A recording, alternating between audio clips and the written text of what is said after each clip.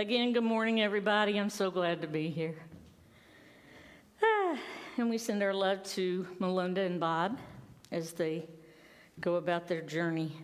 So I want to talk about the Epiphany celebration. Anybody know anything about it? I didn't until I studied the different religions I worked on.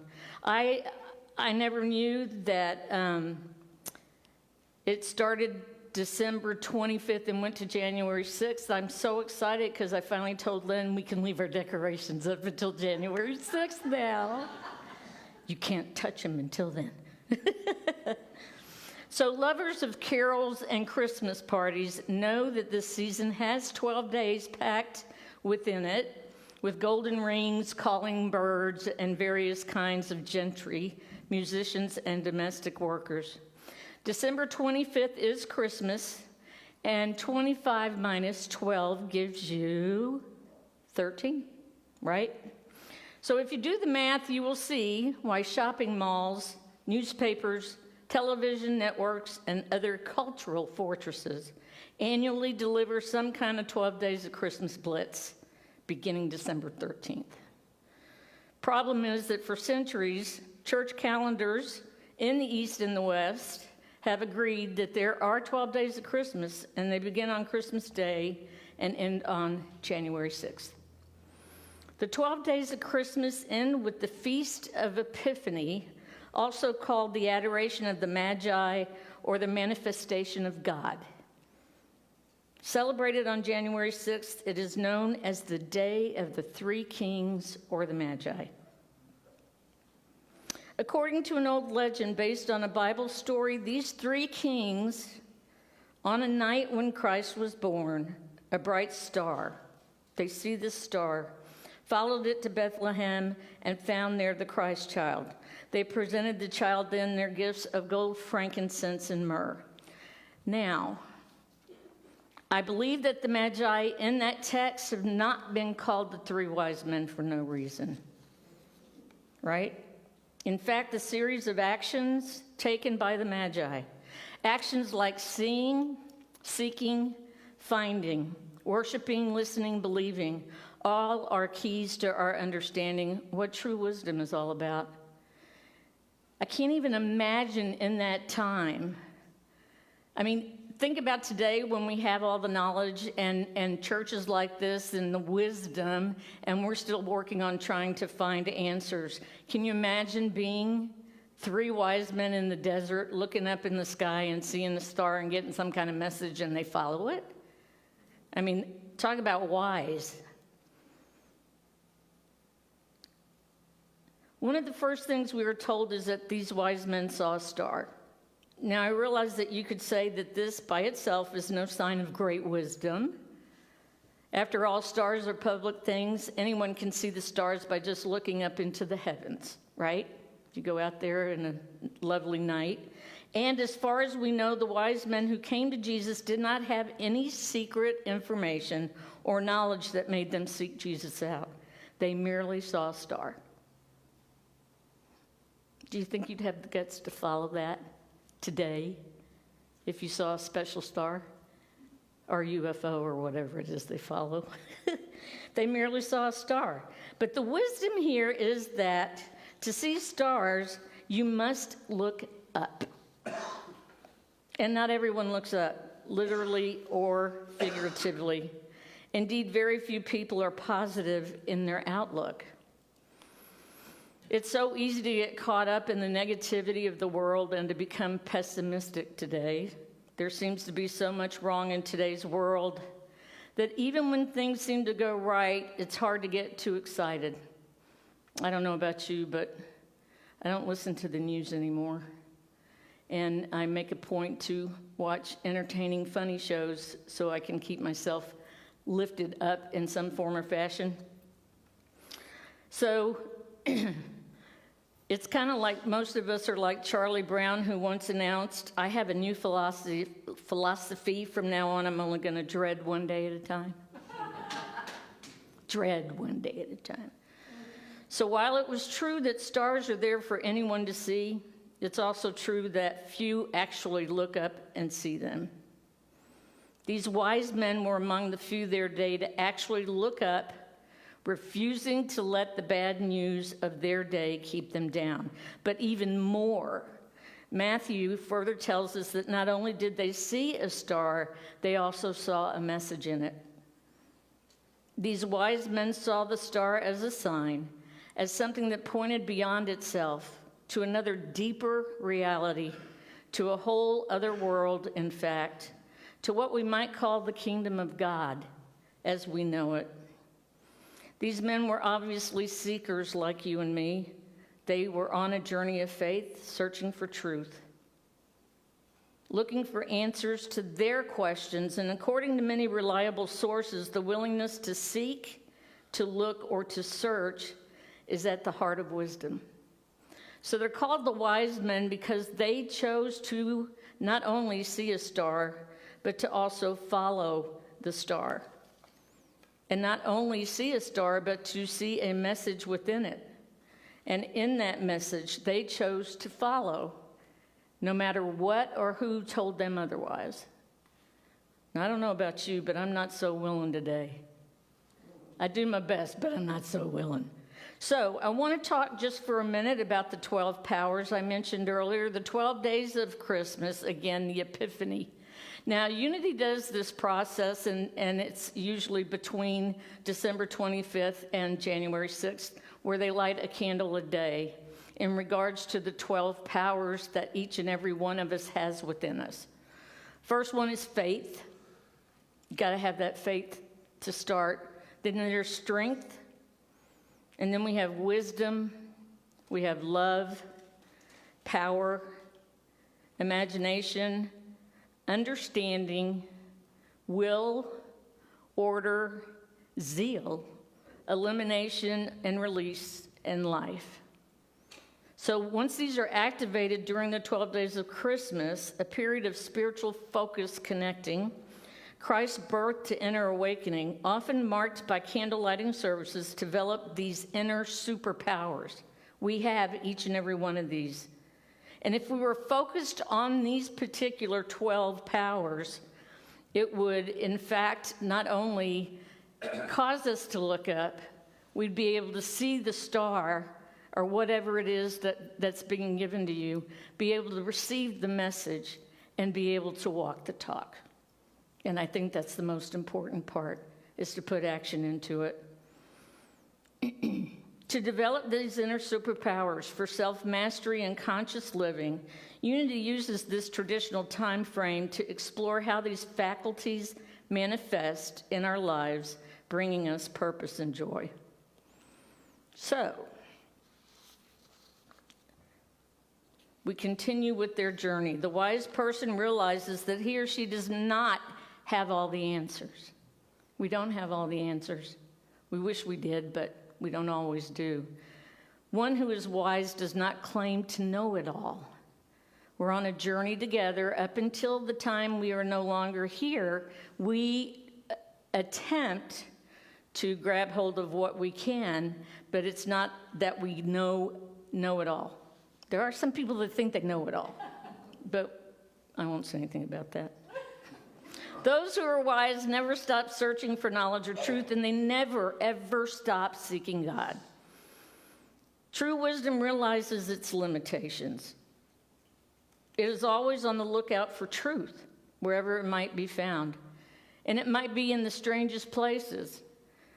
We had a journey prior to Christmas on different occasions to go to concerts and musicals and such, and just sitting in that space, seeing these people conduct what they are talented and what their passion is, just really gifted us in a way that I couldn't have been gifted any other way. I mean, it was just phenomenal. We went and saw the women's choir in Dallas one night, and then 2 days later we went and saw a Christmas Carol with Scrooge. And it was phenomenal. And it's a tradition that Len and I do every year, and it never gets old. It doesn't matter how many times I've seen a Christmas Carol. The guy that plays Scrooge is amazing. I mean, he fits it to a T.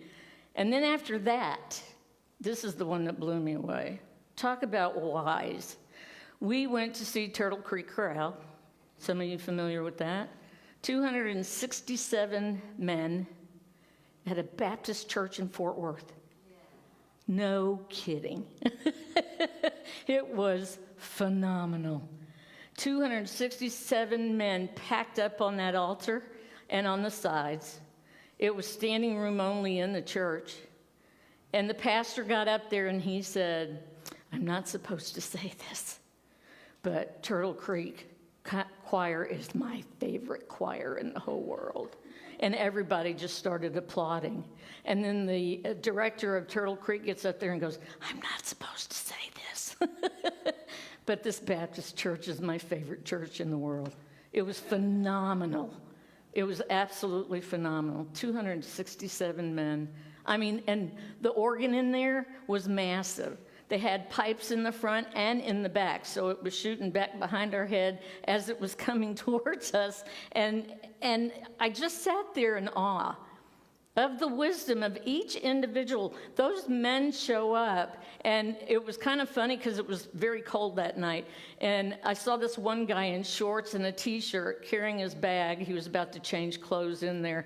But I can imagine once they got on stage with the lights and the guys, the heat was phenomenal. But I thought he was freezing, and he just went on about his business. They change clothes, they come out, and I can't even do it justice. It was just so touching. And again, they shared at the end about their connection they have at this Baptist church. The men have sung there a number of times, evidently. So to me, that is wise. That is wisdom. That is a willingness to see a star, hear a message, and act on it. And not only did the men celebrate from it, but every individual that was in there was touched in a way that they could not be touched except by that. And then they take it out into the community, as I have, and share it with others. And it's just a phenomenal experience. So the wise men, God, they were so wise. I can't imagine in that day going through the desert, however far they had to go to do that, with sand all around them. No water, no snow, no nothing, but camels.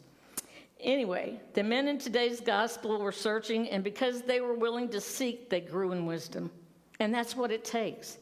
I don't know about you, but when I come here on Sundays, I'm here to be fed so that I can go back out and use what I've learned or what I've taken in to try and spread that love that Melinda talks about all the time. I want to be a part of that.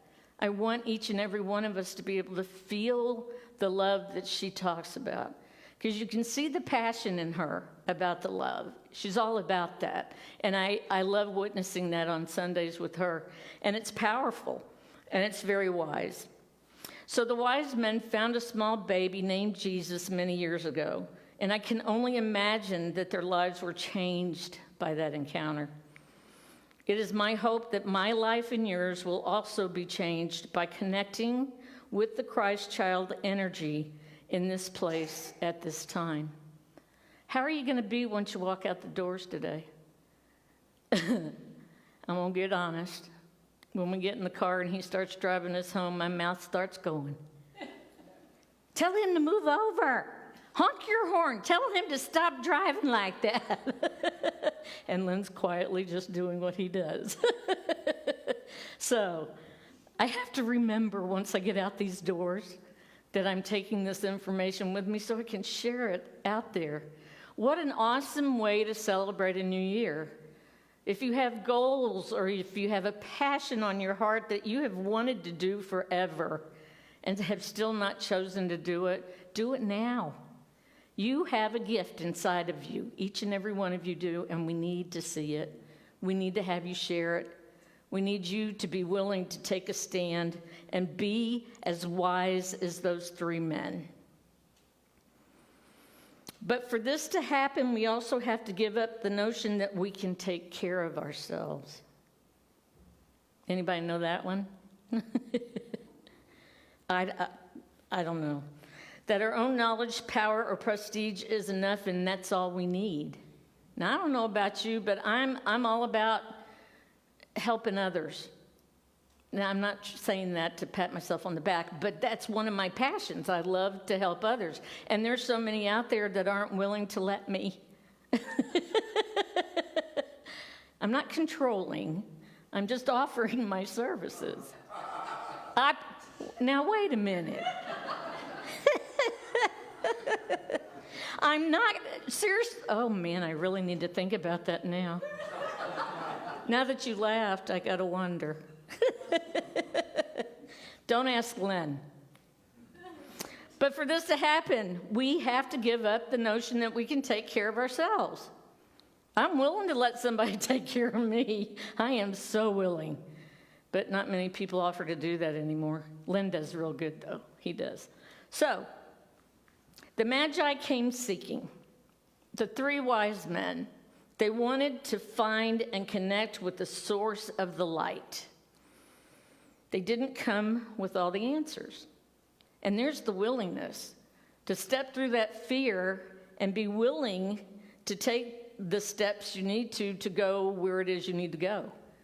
Now, I have witnessed some people in this congregation do things that I'm in awe of, and I'm not just saying what they've gone through and what we've gone through in the past year has been phenomenal, and we're still showing up smiling and loving each other. And that is the wisdom of the Magi. Each and every one of you are one of those three kings with the wisdom and the knowledge and the willingness to walk through whatever we have to walk through. The biggest thing, again, is to remember that you're not here to do it by yourself. And that's the toughest part. So I ask, help us to be ever on the lookout for epiphanies, examples of the abundant love in our lives, the ability to see even in the destitute times that we think there are, to be able to share this outwardly and with others, and to be able to see it for those in areas where we aren't even connected to them and we know all this horror is going on, but to send that love and that passion and that energy as far out as you can, and pray.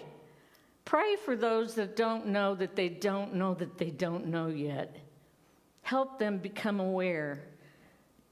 Direct them in ways that your wisdom would assist them in their process. No, we're not out to fix them. We're not here to fix anybody. We're here to support and love. And that's what's important. So, they came genuinely, they came humbly, and when they found what they were searching for, they knelt and gave thanks. And that's what we're here to do today. So I hope that you take this with you.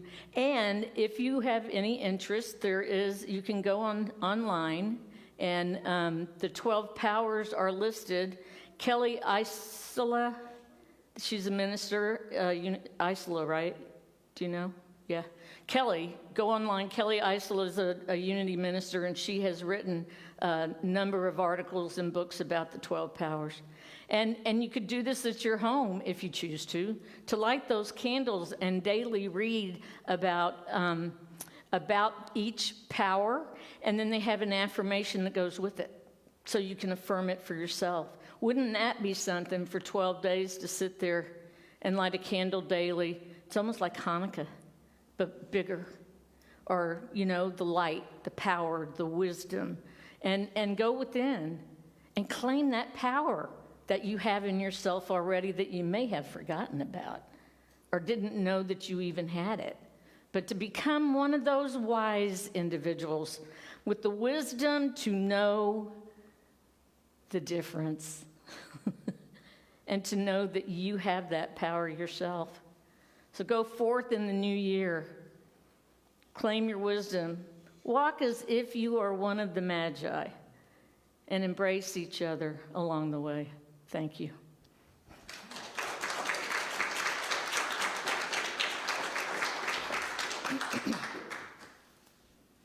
So now we're going to take a moment for meditation. So if you're willing to unload your lap, uncross your legs, ground them on the floor, take a deep breath and let it go. And take one more. And together we go to that space where those three wise men saw that star, where their journey originally started. Sit in that space with them. And if you can, maybe see the star. Feel the love and the energy and the ability to embrace all that is yours to embrace. Again, help us to be ever on the lookout for epiphanies, the example of God's abundant love in our lives. And as you sit in that space, take another deep breath and release the energy that is no longer of use to you, and embrace that love, that wisdom, that knowledge that the three magi had on their journey, and claim it as yours.